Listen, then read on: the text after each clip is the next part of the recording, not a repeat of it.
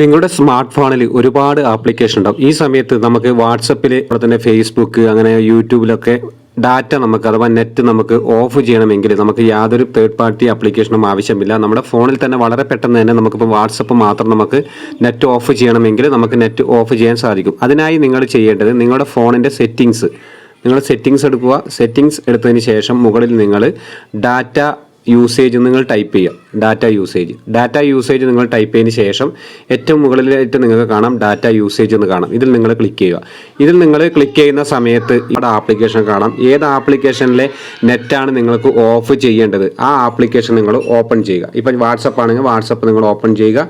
ഇതേ രീതിയിൽ കാണാൻ സാധിക്കും. ഇവിടെ നിങ്ങൾക്ക് കാണാം മൊബൈൽ ഡാറ്റ എന്ന് കാണാം. ഇത് നിങ്ങൾ ഓഫ് ചെയ്ത് വെക്കുക.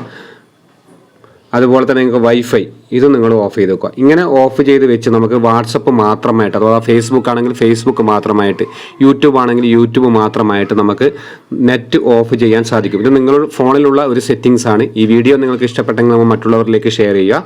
ഇതുപോലുള്ള ടെക് വീഡിയോ ലഭിക്കുവാൻ രാജേഷ് പൈനൂർ എന്ന യൂട്യൂബ് ചാനൽ നിങ്ങൾ സബ്സ്ക്രൈബ് ചെയ്യുക. ഫേസ്ബുക്ക് പേജ് നിങ്ങൾ ഫോളോ ചെയ്യുക.